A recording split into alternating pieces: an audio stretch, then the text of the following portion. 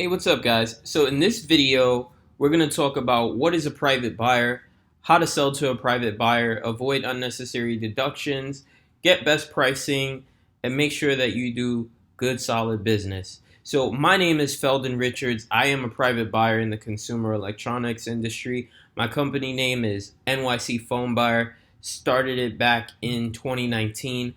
My wife, when we decided to leave our jobs and pursue a full-time gig in buying and selling consumer electronics. So I'll get right into it. So a private buyer is someone that purchases consumer electronics from businesses, auctions, resellers, and other channels in bulk.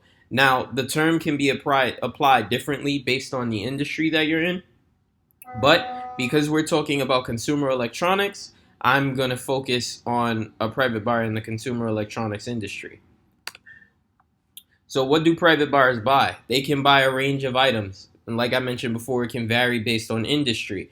Most of the private buyers that we're going to be talking about in this video, mainly focus on Apple and Samsung products, sometimes video game systems and consoles, and a range of other items in the consumer electronics business. So we're also going to talk about the grading scale because the grading scale is very, very important. And this is what's going to help make sure that you don't lose money and make sure that you build great relationships with the people that you seek out to do business with. Now, the grading scale varies. It's really based on the company that you're dealing with. If you're dealing with R2 certified companies, you might notice that they use terms like PGL and PBL and all this other crazy stuff. We're not going to get into that today. It is important to know that, but for the purposes of this video, we're going to be very, very general. Some companies have 10 plus grades, but we're only going to discuss 4 of the most common grades, which is going to be grade A, B, C, D, and a few other conditions. So we'll get started by talking about sealed devices. This is probably the easiest to understand. A sealed phone has never been opened or activated. Some people do actually get confused about this though. Now, when a phone is sealed, it means that the factory plastic is on the box. The phone should not be activated with a SIM card. If it is, you need to refer to open box pricing when dealing with your buyer. Open box. Open box means, and this is also something that a lot of people get confused about. I can't tell you how many times people message me and say I have an open box phone, and I get the phone and it is not even close to open box. So to eliminate confusion, I decided to put this in here. Open box means all original accessories are in the original box with the matching IMEI on the box. The accessory should have all original packaging. That means that the charger shouldn't be missing the plastic if there's plastic that's supposed to be on the charger. The wire shouldn't be missing the paper if there's supposed to be paper on the wire. The headphones shouldn't be tangled up if there's supposed to be paper on the headphone. Think about how you would want to buy something brand new from the store. Additionally, the open box should include the manual that comes with the phone that you're selling. The phone should also have plastic on the screen.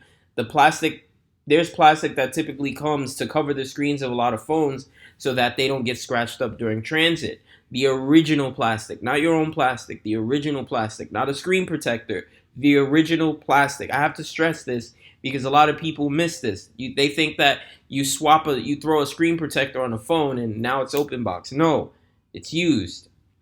The phone may be activated with a SIM card though. If the accessories have been used or plastic is missing from the phone, then deductions may apply. It's pretty straightforward, but a lot of people get confused about it, so I wanted to cover it in this video. Grade A. Grade A means 100% flawless. I buy hundreds of phones on a monthly basis. A lot of them are sold as grade A, and hardly any of them ever are. In my eyes, it's rare. It's like a unicorn. Grade A means 100% flawless. Absolutely no scratches. Not even under a flashlight. No dents or scratches at all on the device. Typically, 1 to 2 tiny unnoticeable scratches will be okay, but not always.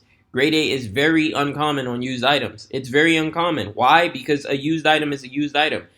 A phone can be scratched just by sliding it into your pocket. So you have to consider that. So moving right on to the next slide. Grade B. This is the standard for most used items. There can be scratches on the glass and wear on the housing. But some buyers do deductions for housing damage or heavy wear, depending on how bad it is. Let's say, for example, you sell a phone as grade B. Like I said, there could be scratches on the glass, but if there's like 15 deep scratches and it looks like someone went and, scratched the phone up with the key or something, it might not be cracked phone pricing, but it's probably not going to be the same grade B pricing that you were expecting either. So be mindful of that when you're selling phones. Just because a buyer's list says grade B on it doesn't mean that any type of scratch is acceptable. And some of them will also have disclosures saying that there will be deductions included. Grade C. Now, some people treat it as just cracked front glass. Some people treat it as, cracked front and back glass pricing. Myself, I pretty much pay the same regardless of if it's one or both sides. So some buyers pay less if both sides are cracked. I don't really do that. So just ask your buyer who you're dealing with. It depends on the item sometimes too. Grade D. Now this is bad LCD or LCD spot pricing. It doesn't matter if the glass is, cracked. That doesn't make it a grade D. What makes it a grade D is if the LCD has spots or it has black ink splotches on it. Then the price will be reduced to grade D. If the back glass is also cracked, then there may be more deductions deducted from grade D pricing. So just make sure that you pay attention to that and you understand that. Some buyers don't even put grade D pricing on their sheet because it can vary. There are other deductions and other grades that aren't covered in this slideshow, but this should help give you a basic understanding as you build your business. I have people come to me all the time that don't really understand how to read a price sheet or how to understand grading, and they make a lot of mistakes. And, a lot of the time buyers don't really have time to explain it. It's already in the sheet, but if as a new seller dealing with a buyer for the first time, a lot of people miss this. So I wanted to take the time to cover this. Just always communicate with your buyer to get the best pricing and make sure that you don't receive deductions. Ask questions. If you have questions about the item that you're about to ship, do not feel hesitant or afraid or scared to ask questions. There's nothing wrong with asking questions. Payment. A lot of people ask, how is payment made?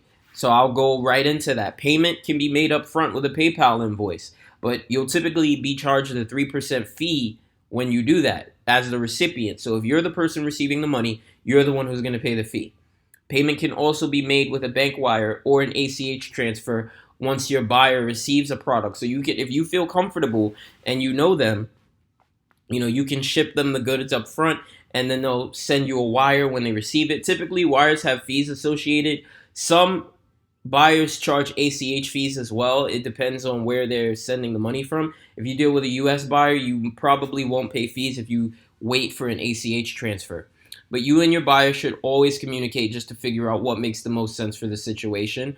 I always tell people, if you don't have the money to keep growing your business, then you probably should just ask for upfront payment. But if you can wait a day or two, then, it shouldn't be an issue. Safety. This is the most important in this video. It should have been the first one. Every legitimate buyer can provide several references. You should never sell to a buyer that cannot provide references so that you can avoid being scammed out of product or money. And it goes both ways. If you're a buyer and you're watching this video, you shouldn't buy from someone who doesn't have references. I rarely ever take on new clients that aren't verified in some way. And it might sound weird, but I don't want to get scammed. So I make sure that if I'm doing business with someone, I know someone that they've done business with before or someone that I trust that can vouch for that person. So if you guys have any questions, drop them below in the comments. I'll be putting out more content for you guys, answering questions that you guys have. So definitely let me know. And don't forget to subscribe and check out my other videos.